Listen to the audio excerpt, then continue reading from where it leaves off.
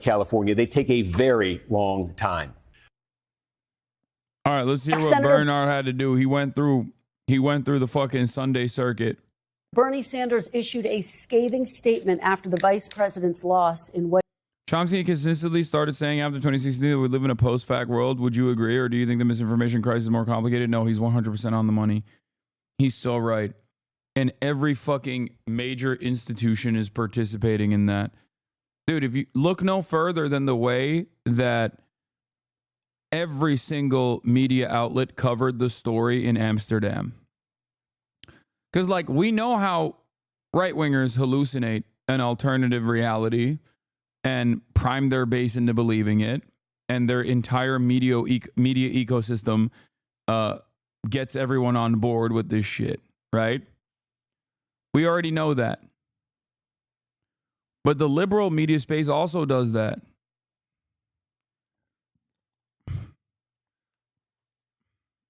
To less success.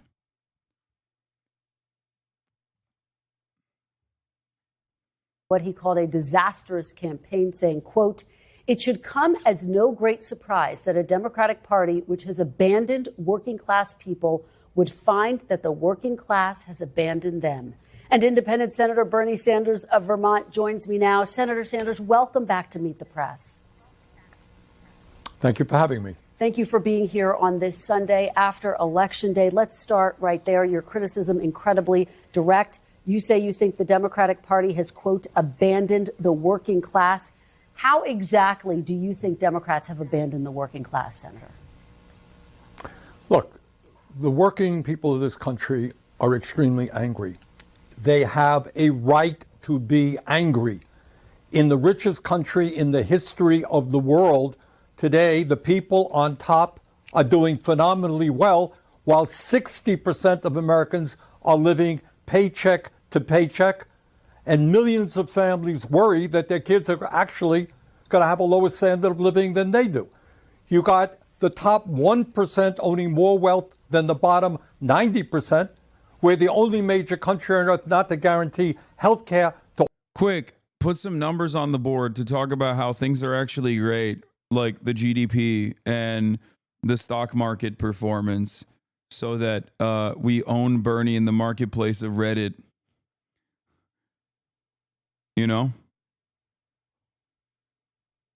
I promise, if we just keep talking about the vibe session, down ballot here continues to be awful for Republicans. Arizona Senate Gallego, D plus 15.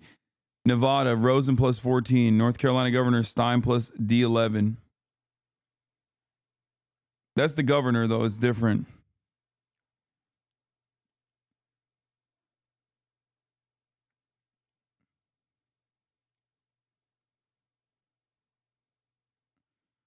That just about does it for the House. Dems would have to run the table in all 5 CA races, win Piltolo's race in Alaska, and come back in AZ06 to get a bare 218-217 majority. All of that is unlikely to happen.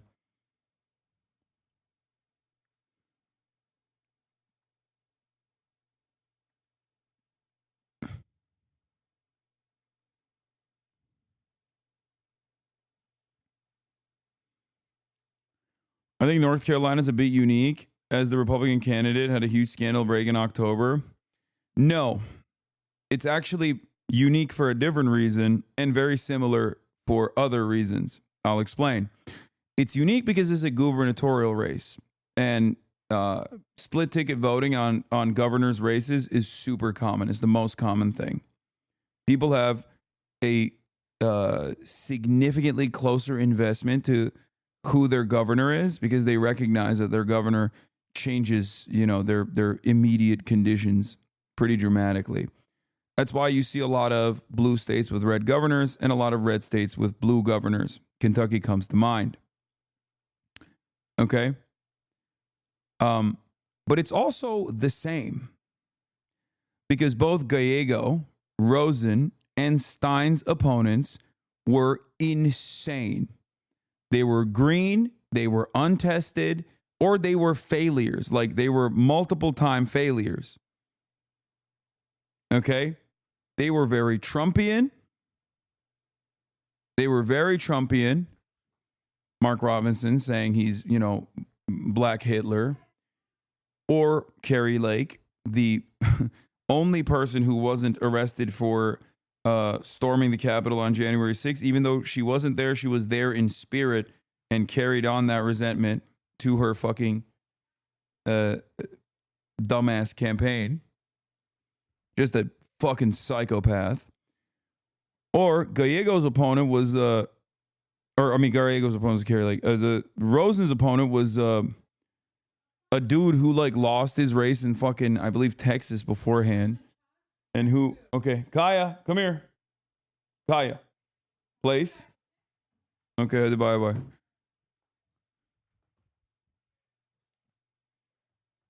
But then how did Brown lose in Ohio?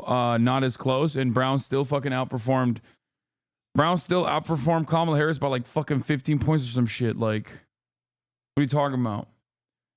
That was the consequence that was the consequence, in my opinion, in Ohio of Kamala Harris's performance. Kaya, place.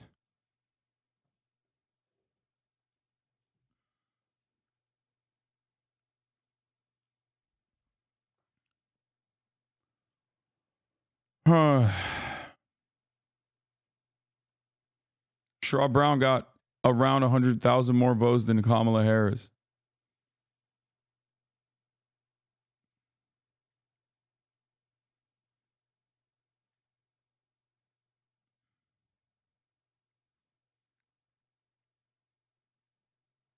Anyway,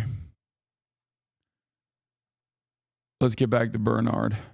All of our people, 25% of our seniors are trying to live on $15,000 a year or less. We have the highest rate of childhood poverty of almost any major country on earth.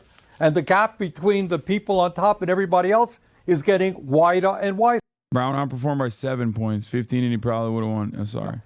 And then, Kristen, on top of all of that, we got a corrupt campaign finance system which allows billionaires to buy elections. So if you're an average worker out there, you're saying, hey, I'm working longer and longer hours, going nowhere in a hurry, worried about my kids, and yet the people on top have never had it so good. Where is the Democratic Party? Are they prepared to stand up to these powerful corporate interests, raise the minimum wage, fight for health care for all people? Make sure that all of our kids get the quality education that they need. Expand Social Security. Are they prepared to do those things? That's the issue that we have to address. Well, as you know, your statement was met with some sharp reaction as well. This is what Speaker Emerita Nancy Pelosi had to say. Take a look. I'll get your reaction on the other side. Bernie Sanders has not won. Let me, with all due respect, and I have a great deal of respect for him, for what he stands for, but I don't respect him saying that the Democratic Party has abandoned the working class families. Senator, how do you respond to Nancy Pelosi? Well, Nancy's a friend of mine, and we've worked together on many issues. But here is the reality. I have to say to Nancy, in the Senate in the last 2 years, we have not even brought forth legislation to raise the minimum wage to a living wage, despite the fact that some 20 million people in this country are working for less than $15 an hour. In America today, we have not brought, in the Senate, we have not brought to the floor the PRO Act to make it easier for workers to join unions. We're not talking about defined benefit pension plans so that our elderly can retire with security. We're not talking about lifting the cap on Social Security so that we can extend the solvency of Social Security and raise benefits. Bottom line, if you're an average working person out there, do you really think that the Democratic Party is going to the mats, taking on powerful special interests and fighting for you? I think the overwhelming answer is no, and that is what has got to change. Senator, let me zoom out and just... Dude, people are, I'm seeing libbing out pretty hard. I used to love you, Bernie, but I'm so disappointed you're validating hate. This is just wrong. Bernie, I love you, but not now. Work on recounts. Democrats lost because they refused to acknowledge Palestine. Okay, that's fair. You can't ignore the country's deep-seated racism and misogyny. Those comments are so out of touch. Agreed. Also, Bernie would have beat Trump in 2016. Okay, that's not bad. How when Harris spoke of her policies to make the economy better for us and to provide more opportunities for people who purchase homes, etc., we lost because people don't want to see a black woman become president. Like, you are not hearing anything. If that is your analysis of the circumstance, if that's your analysis, you're not hearing anything. Television Man told you $50,000 in tax cuts for small businesses is good, and that's like solid economic policy. Okay? So you're like, what do you mean? Everybody said that was like the best possible thing to say. And I don't understand it. Like, it doesn't make sense. You misspelled white supremacy, but go off. No, Bernie, Democrats lost because the majority of Americans have lost the ability and the interest in telling truth apart from fiction. It's that simple. It's sad because, like, there's so much that is somewhat correct in this assessment. But that's just the fucking table, you know? You can't demand to play a different board game when you're playing Monopoly, okay? You can't be like, well, I think we should play as though we're playing Risk. No, man, you're playing Monopoly. Play by the fucking rules, you know? It just doesn't make sense. Like, the reality of the matter is, everyone that says racism and misogyny is a factor in this, or white supremacy is a factor in this, yeah, they're not wrong. Of course it is a factor in this. That's America. Okay? That's America. But Trump doesn't play by the rules. That's a fantastic point that you just made. Exactly. Trump never, on the other hand, complains, though, in the sense that, like, his complaints are always echoing the resentment that, like, average Americans feel, even if it's on his own personal key issues. He has a perfect way of tying that back to his own audience. Like, I've never seen another motherfucker turn around and be like, I mean, he channels that they're not coming after me. They're coming after you. I'm just in the way. Every single argument that he makes is basically that. I've never seen somebody like Donald Trump, a zesty ass, ace, biromantic, you know, queer visibility candidate, a liberal his whole life, a billionaire real estate developer, shits on a golden toilet, lives in an ivory tower, born with a fucking silver spoon, going to, you know, the Rust Belt and complaining about sissy Graydon Carter and his Vanity Fair parties, and have people go, hell yes, sir, you're right. Everything that he fucking complains about, people think he's like shitting on the liberal elite. Okay?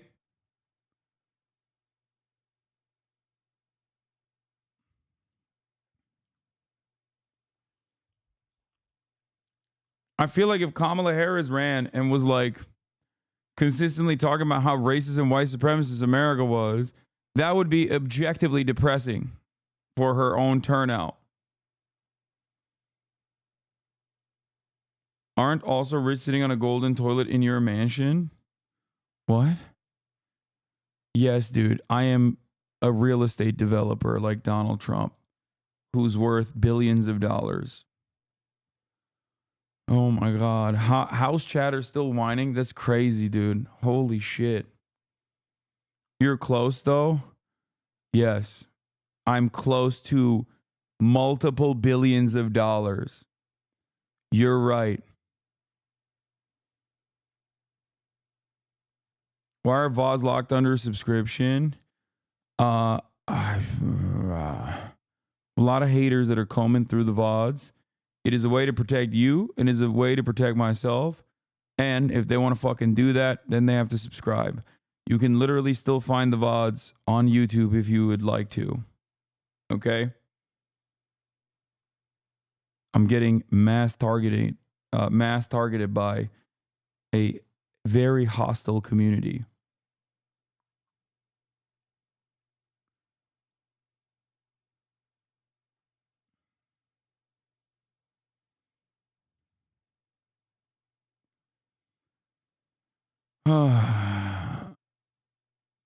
Ask you about these results. You've heard some of the reaction throughout the Democratic Party. My VODs are readily available on YouTube. How much do you personally blame President? Won't haters be able to clip from YouTube? Yes, but it's just like they go after the chat and stuff because If they can't find something on me, then they'll literally be like, well, the chat said this.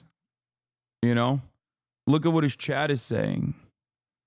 And on YouTube, it's like more difficult and more of a hassle. Biden for this loss. President Biden, when he came into office, said that he would be the most progressive president since FDR. And I think on domestic issues, not foreign policy, on domestic issues, he has kept his word. And I see on YouTube you blur chat now. No, on YouTube I don't blur. I don't blur chat for that reason. I blur it because they just YouTube automatically strikes down your video if your chat shows in like the first couple of minutes. The agenda that he has pushed through has been an extraordinarily strong one. But that agenda... Why do they call you the Alex Jones of the left? People don't call me that. There's only one group of people that call me that. One very specific community. And that very specific community is consistently wrong on everything. They rode with Biden all the way to the fucking end because that was stupid. Okay? They greatly overemphasized Kamala Harris's chances of winning, and that was also stupid. They're consistently wrong. You know? But you can be wrong yourself and get your information from that community. Or you can be in here and at least, you know, present yourself as a little bit smarter to your friends. Has got to be placed within the overall context of American society today. And that American society today is one in which tens of millions of working families and elderly people are struggling, while the people on top have never had it so good. But Senator, should he have gotten out of the race more quickly, as some are arguing? I'm not going to. I supported him because I think his agenda was a strong agenda, a working class agenda. I'm not going to look backwards. Kamala ran a strong campaign. She did everything that she could. She decisively won the debate. So to me, it's not just about the campaign. It's about what does the Democratic Party stand for? Do ordinary people say, yeah, that is a party that is fighting for my interest and prepared to take on the big money interest who control the economic and political life of the country? That's to me what the issue is. Yeah, we're talking a lot about the economics. You've talked about how the Democratic Party is out of touch when it comes to economic issues. Some Democrats are saying it's not just economic issues, it's cultural issues as well. Here's what Democratic strategist James Carville had to say. Take a look. What killed the Democrats and what killed Biden was a sense of disorder. And part of the sense of disorder was the unfortunate events of what I would refer to as the woke era. Has the Democratic Party's focus on identity politics gone too far, Senator? Let me answer it this way. I think if the Democratic Party must continue to stand up against all forms of bigotry. And Democrats should hold their head high in saying, we led the fight for women's rights and to protect the woman's constitutional right for abortion. We led the fight for civil rights, for gay rights. That is something we should be proud of. But it's not either or, Chris, and this is the problem. You can do both. You could say that I'm for raising. I take it one step further. I say one can only happen with the other. Because if you don't win elections, you can't do fucking legislation that protects marginalized communities.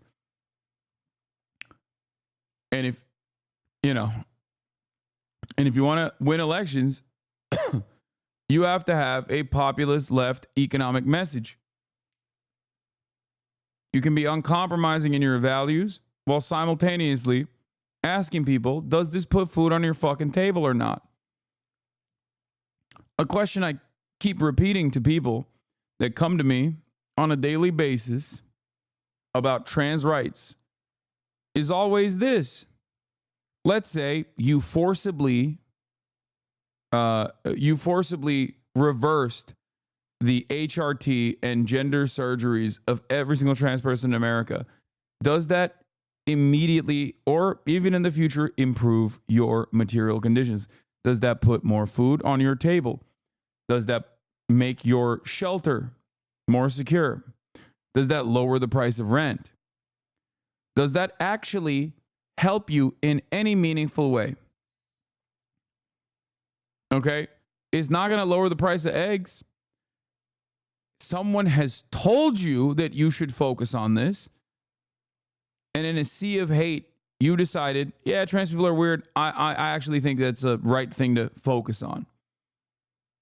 Okay? That's it. That's it. And the other side of this, in terms of like constantly doing hyper-specific messaging to different identity groups within the base that we understand it of the Democratic Party is also silly. Because it's not like trans people exist in a separate plane of existence. Like they still have the rent. You think trans people are not going to benefit from universal health care? You think trans people are not going to benefit from lowering the cost of housing? Yeah, of course they're going to benefit. Same with black people. Same with Latino people. This is why left economic populism is very successful. Okay?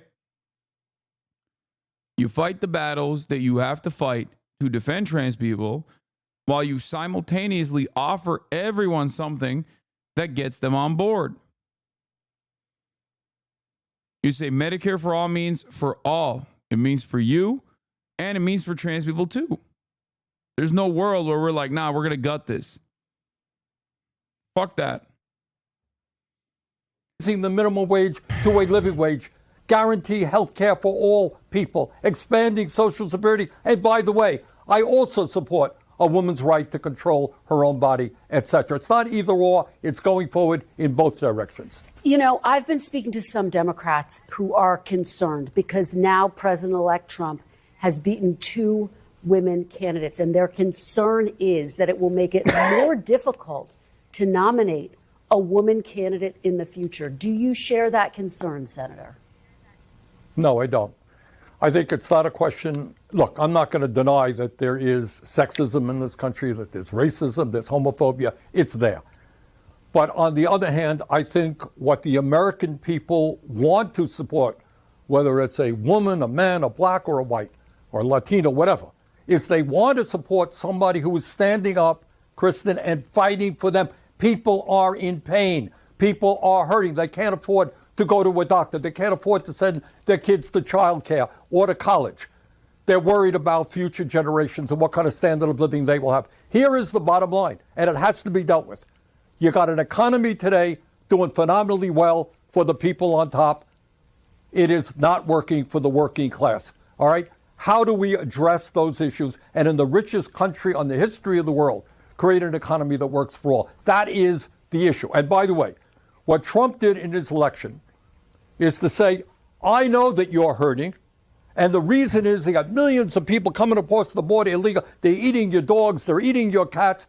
He gave an explanation. It happened to be a pretty crazy explanation. Yes, we got to strengthen the borders, but that is not going to raise wages for working people or provide health care to all people. The Democrats need an explanation. And that explanation is corporate greed and the power of the billionaire class. I know that's uncomfortable for people in the Democratic Party, some people, but that is the issue we have to address. Senator. Also, I'm done with Gretchen Whitmer as of this very moment. Michigan Governor Gretchen Whitmer will speak today at the Stand Together rally in support of Israel at the U.S. Capitol, organized by Jewish Federations of North America and a conference of presidents of major Jewish American organizations. This is what also Jacob Kornblue says, 2028, ? Watch Governor Gretchen Whitmer in a 6-minute speech. This bipartisan presence here is a testament to some fundamental truths. We stand with the people of Israel. We share their pain. We are committed to their safety, and we will never forget the horrors of October 7th. We stand against the scourge of anti-Semitism. Before people go, oh, why do you hate the scourge of anti-Semitism? Why do you hate this kind of messaging? You have to remember once again where and why this kind of thing is being stated. Don't be such a fucking fool, okay? I know that in moments you can clip something and be like, see, Hassan is laughing at the notion of someone bringing up in the fucking Democratic Party's like town hall on CNN talking about how their number one priority as an uncommitted voter is like the hostages and also anti-Semitism on college campuses. You know, it's where you say what you say that matters. And just so you understand, Gretchen Whitmer popping off like this at the Stand Together rally is deliberate. Okay? This is happening, not removed, not stripped from the context of Israel's genocide. Okay? Israel's committing a genocide, and you're still consistently supporting Israel. Okay? Openly supporting Israel. Of course, people who support Israel in the United States of America are not going to support Israel by saying, we love that Israel is killing the Palestinians. It's fucking awesome. They're going to support Israel by saying, October 7 happened. October 7, October 7, October 7. They're going to say that by, they're going to lend their support in the most like appropriate messaging possible. So don't be a fucking idiot. Okay, they're going to say that by saying Israel has a right to defend itself. Oh, do you not want Israel to exist? Does Israel not have a right to exist? Do you not want Israel to exist? And a lot of people, unfortunately, get duped by this fucking good messaging. Okay, they do not have the capacity to understand that this messaging runs counter to Israel's genocide. This message is happening alongside Israel's genocide, and this message is happening, of course, to justify Israel's genocide. And we will fight back against this ancient force wherever it rears its ugly head. We must make sure all people feel safe on campus, at work, and in their communities. And we stand for a more inclusive, tolerant future where people from all walks of life can thrive. We believe in the goodness and decency of all people. We pray for the safe return of the hostages, and we will work together toward peace. And now I just want to take a moment to talk about where we are. With yet another national election in the rearview mirror, we must move forward and focus on solving problems.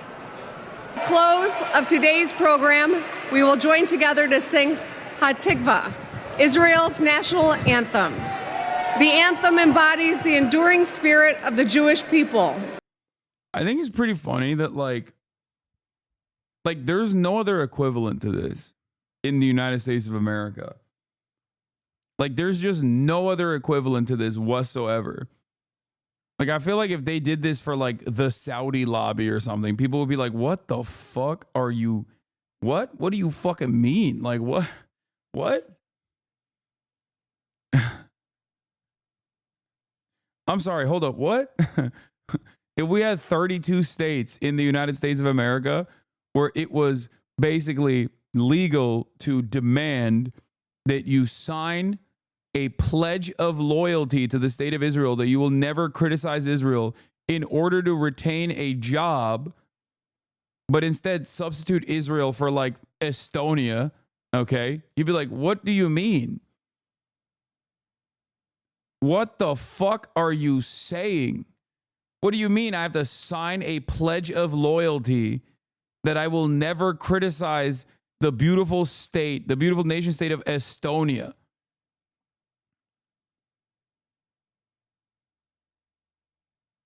Like, what? What are you saying? Except that is the reality for the nation state of Israel.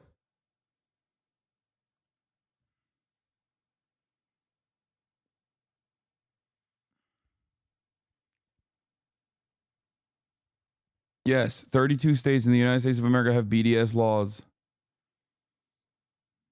Who through every challenge have held fast to their vision of peace, freedom, and security.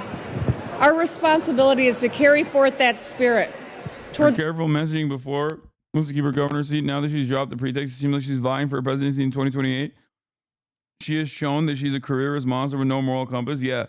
She didn't want to rock the boat by coming out too much in the tank for Israel, I think, because she knew what her constituencies look like. And she didn't want to hurt the Democratic Party's chances of potentially winning office. But now that like the election is over, you're seeing, you know, you're seeing basically what it is.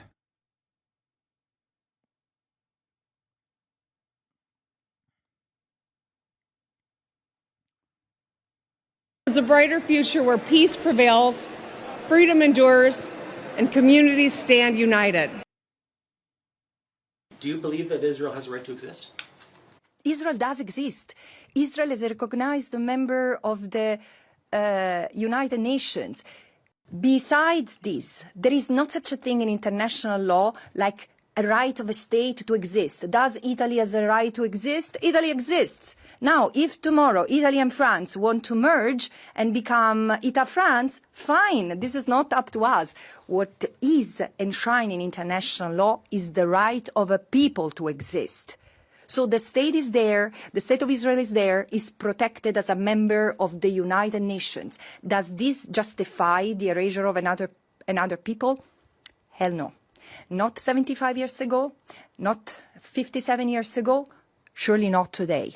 Where is the protection of the Palestinian people from erasure, from annexation, from illegal occupation and apartheid?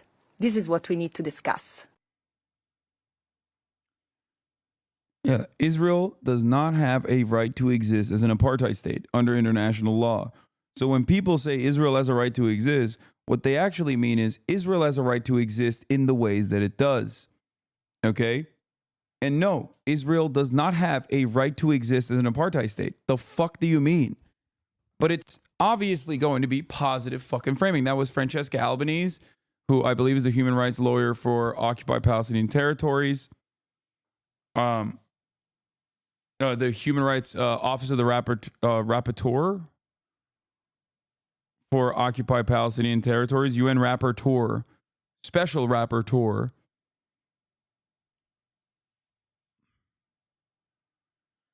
Do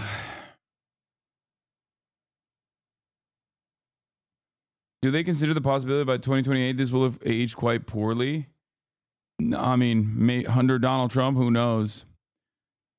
The way I see it is like, the way I see it currently, North Gaza, permanent annexation. That's a lock. What they will do with South Gaza is it remains.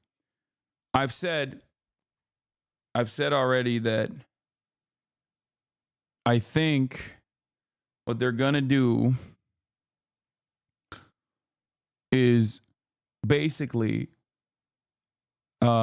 give Trump like a gimme in the short term. Give Trump like a gimme in the short term. Take a little bit of time off to re-up, rearm, and then permanently annex the West Bank.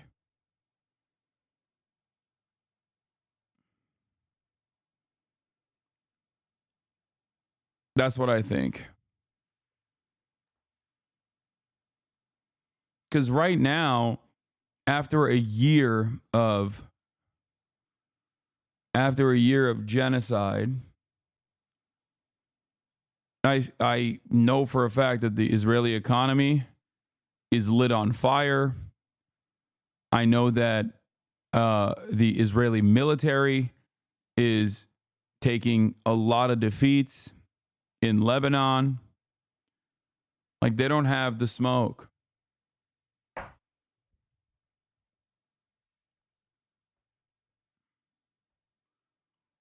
Will the world stay silent on this monstrosity?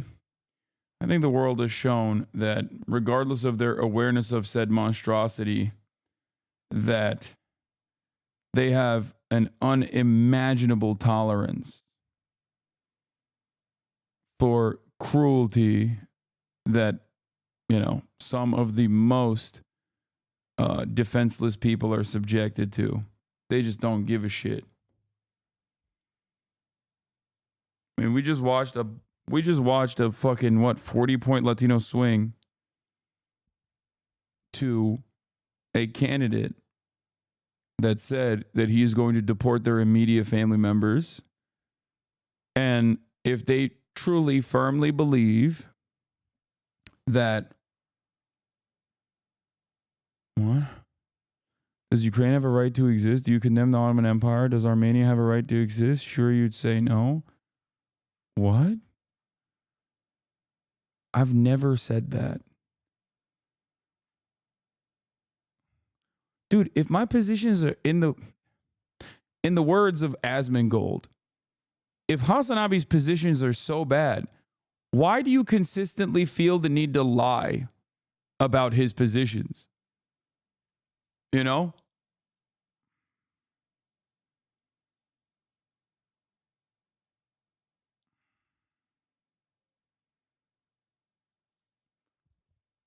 Why are you arguing against things that I've never said?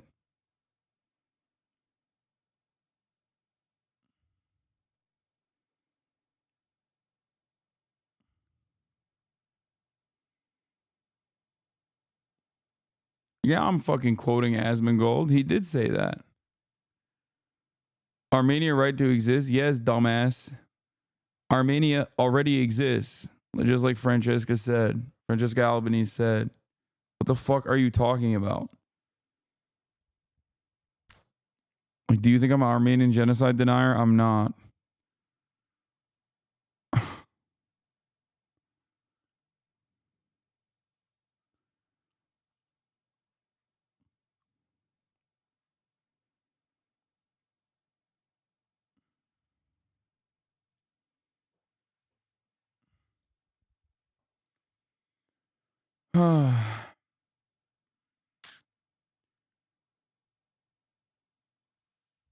The people have a right to exist.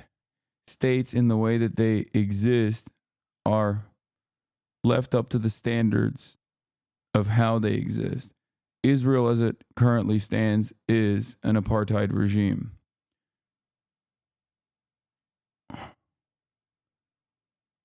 That's it. Israel cannot exist as an apartheid.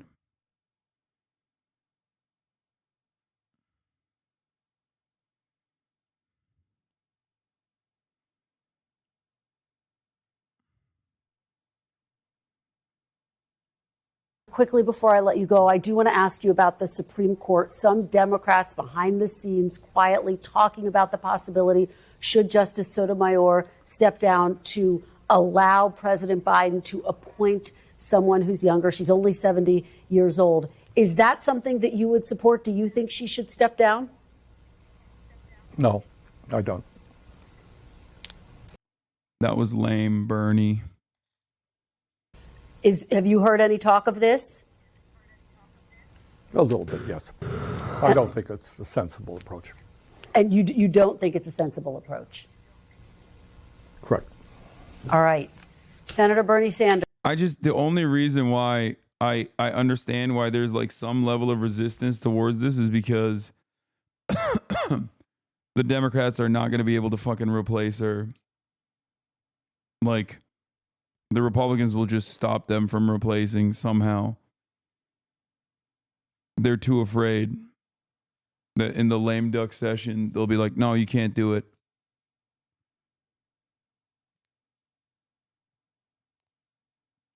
Sanders, thank you very much for your time this morning and your perspective. We really appreciate it.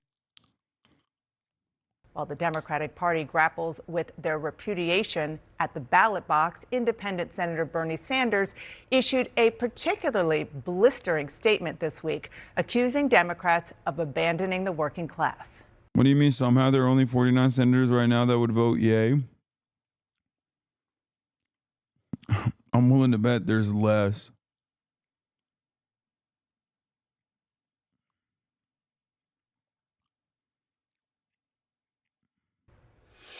And Senator Bernie Sanders is here with me now. Hello, Senator. Congratulations on your reelection. Nice to have you here. I want to start with the scathing response that you gave after the Democrats lost, Kamala Harris lost pretty big. You said the Democrats abandoned the working class. The chairman of the DNC called it straight up BS. and said Joe Biden is the most pro-worker president of my lifetime. Former Speaker Nancy Pelosi said she disagreed with you. She added, quote, Bernie Sanders has not won. Do you stand by what you said? Oh, absolutely. Look, Joe Biden is a friend of mine. I've been proud to work with him on an agenda which has been very strongly in favor of the working class. Biden promised to be the most progressive president since FDR. In many ways, on domestic issues, I think he kept his word. But here is the reality. The working class of this country is angry, and they have a reason to be angry. We are living in an economy today, Donna, where the people on top are doing phenomenally well, while 60% of our people are living paycheck to paycheck. 25% of elderly people are trying to get by on $15,000 a year or less. We have the highest rate of childhood poverty of almost any major country on earth, and parents all over this country worry that their kids may have a lower standard of living than they do. That is the economic reality. And what Donald Trump did is provided an explanation. He went around, he said, I know you're angry, and the reason is that zillions of illegal immigrants are coming over, and they're eating your cats and dogs and everything else. That's the reason. Well, obviously, that is not the reason. The reason is, in my view, that we have an unprecedented level of corporate greed today, more income and wealth inequality, and people on top want it all. And we need an agenda that says to the working class, we're going to take on these powerful special interests and create an economy and a government that works for you. And by the way, that can't happen unless you get big money out of politics. We got to get rid of the Citizens United Supreme Court decision so billionaires do not continue to buy elections. And I know that you heard President Biden and Vice President Harris tout over and over the record of supporting workers, helping the middle class, some of the things that you were instrumental in helping pass, like lowering the cost of insulin. You saw the president walking a picket line. They forgave student loan debt as much as they could. You said yourself in July that he had a strong record, which you just repeated here. So it sounds like it's not maybe as much about policies and more about messaging and communication. It's not messaging, Donna. It's a fundamental understanding of saying, look, the Biden administration has done a lot of good things, period. I agree. We should all be proud of that. But it has to be put in the broad context of the reality of the American economy today. And that is when you have three people on top owning more wealth than the bottom half of American society. When you have millions and millions of people working for starvation wages. This is what Kamala should have done too. Like, expand upon the accomplishments of the administration and say it's not enough. And we are going to go way beyond. You got to speak to that reality. So you could say, look, we're proud of what we have accomplished, but we have so much more to do to create the kind. I gave you a week off because you asked true or false is Hasanabi the Benny Johnson of the left. Benny Johnson wishes he had my real motion. I'm not propped up by the fucking institutions in the same way that he is. When you come back in the next week, if you have some fucking stupid ass opinions like that, you might get banned permanently. Pack watch, R.I.P. Bozo. What? Kind of government and nations that work for all of us and not just the few. That's my critique. It's not that the Biden administration did not do a lot of good things, but it has to be put into an overall context where in the last 50 years, if you can believe it, real weak inflation accounted for weekly wages are lower today than they were 50 years ago. Massive transfer of wealth from the bottom 90% to the top 1%. That's not Joe Biden's fault. It's not Trump's fault. That's what's gone on for 50 years. Recognize it. Deal with it.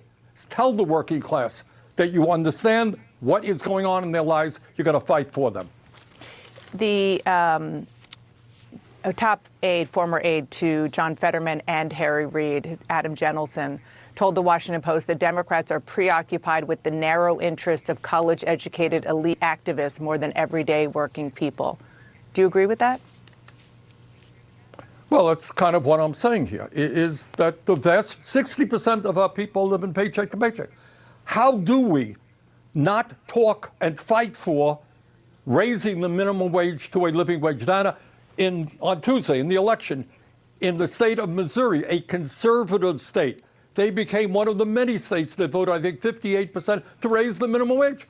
Now, how is it that in Congress and the Senate, we haven't even brought a damn minimum wage bill onto the floor? We are the only major country on earth not to guarantee health care to all people as a human right. The Affordable Care Act is a stopgap measure. It is not addressing the real health care crisis in America. Why aren't we saying, yes, health care is a human right? We're going to take on the insurance companies and the drug companies. We're going to pass the PRO Act to make it easier for workers to join unions. We're going to expand Social Security by lifting it up. We're going to demand that the billionaires start paying their fair share of taxes. You know, Dana, all of these issues that I'm talking about, these are not Bernie Sanders ideas. These are, without exception, popular ideas that Democrats, Republicans, and independents support. Now, the people who don't support it is the billionaire class, and they got a lot of power. But we've got to be prepared to take them on. But what the voters supported is a man who would never do any of what you just said. I mean, not even close. Right. But what that man named Donald Trump did do is he said, I feel your pain. I know that you're hurting, and I have an explanation. Well, his explanation was bogus. You know, millions of people coming across the borders. Why do people just refuse to understand this basic point? If one party is not addressing the pain that people are experiencing, and the other party is taking advantage of that pain and redirecting that anger to, you know, easily attacked minorities, then yeah, people are stupid enough to fucking tap in with the other party. That's it. I don't know how much I can simplify it. I don't know how much Bernie can simplify it. You have to be, I guess, getting paid the big bucks like Dana is to refuse to reckon with that. That's the real problem here. You can't convince someone if they are professionally unconvincible. Legal, we have to strengthen the borders. That goes without saying, but that is not the cause of the problem. The cause of the problem right now is to have a small number of people on top who have enormous economic and political power. How, for example, can the Democrats not say, look, we got to get rid of the Citizens United? Mm-hmm. In this campaign, in the Republican Party, Democratic Party, billionaires exerted their power. Most Americans know that's wrong. So, I'm sorry, go ahead. No, I was just going to say, so we've talked about the economic issues, which, of course, that's number one. Then there's the social and cultural divide that seems to be happening between a lot of people in America who used to support the Democrats and what is now the Democratic Party, or what's perceived to be the Democratic Party. White voters largely propelled Trump to victory in the race, but there was a major shift. The exit polls showed that Latino voters, especially Latino men, shifted more towards Donald Trump. Biden won them by 23 points in 2020. This year, Trump won them by 12. I want you to listen to what a Latino voter told my colleague Ed Lavandera this week. We believe in, teaching our kids about God, our Christian values, family values, and the Democratic Party is. Hey, Bernie, I know you just described a lot of stuff, but what do you say to this insane person?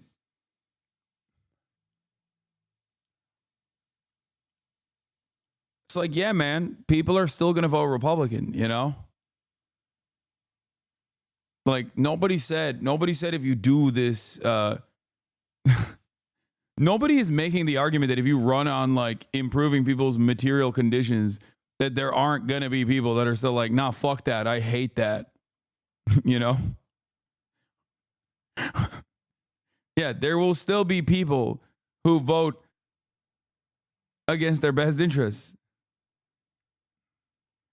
Especially after they hear, yo voy a votar por Donald Trump. It's embracing all the woke left-leaning ideas that it doesn't go with our values. Do you think it's the Democrats pushing Latinos to Trump, or is it Trump bringing in Latinos? I think more Democrats are pushing Latinos to Trump. What do you think of that? Well, what I think is that Trump, Like, dude who probably gets bullied by his immediate Latino coworkers who also voted for Donald Trump is not exactly the median Latino voter, okay? Like, that dude in his workplace is getting bullied by other Latino dudes who also voted for Donald Trump. And you're over here being like, well, what about this insane guy? Like, look at him. Bernie should be like, look at this man. Do you think that he's got everything right? He's wearing Donald Trump's hairpiece in a visor. And he went and purchased a sticker to slap on the brim of the visor. There's always going to be insane people. It's like looking at it's like people coming in here and being like, Hassan, you said there was not a single pro-NATO voter out there. Ryan Ruth destroyed that argument. What do you say to that? And it's like, yeah, okay, you got me. You know what I mean? He's in jail, so he was a little too crazy, don't you think? Free him. Free him so he can vote. Trump has done a good job in claiming that Democrats do nothing more than the woke agenda. In my view, what Democrats have got to focus on, and tell that gentleman, do you want a minimum wage that's a living wage? Do you think health care is a human right? Do you think we should build the affordable housing that we need? Do you think we should take care of our seniors by expanding Social Security? So I think the emphasis has got to be, of course, on wiping out all forms of bigotry. And the Democrats should be proud of standing up for women's rights and abortion rights and gay rights and civil rights. But the emphasis got to be is to make it clear that we are prepared to stand with the vast majority of the people, many of whom are falling further and further behind, while the people on top do phenomenally well. That's a message that, in my view, will resonate with the Latino community and the entire working class community. Let me give one example, perhaps, of this kind of dynamic that we're hearing about. Joe Rogan, very popular podcaster, he endorsed Donald Trump in the final days of the election. 4 years ago, you went on his podcast. You got a lot of blowback for doing that and for touting that he endorsed. Yeah, Dems are fucking annoying. What else is new? They love weaponizing identity politics cynically to smear people.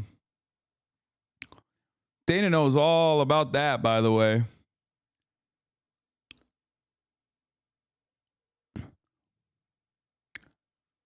I mean, she does that on a daily basis. Whenever people are like, hey, Dana, it's kind of wild how much you fucking support Israel. That's like pretty weird.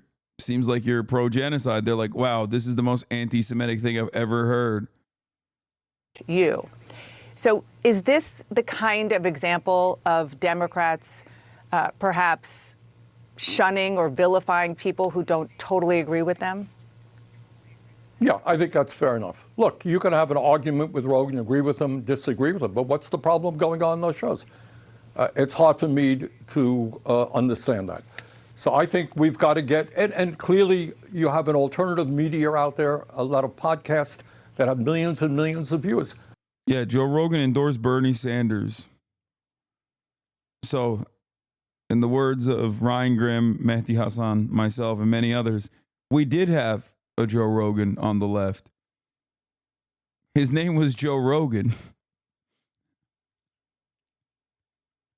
Get on the show. Disagree with you here. I agree with you there. I don't see a problem in doing that. And you're right.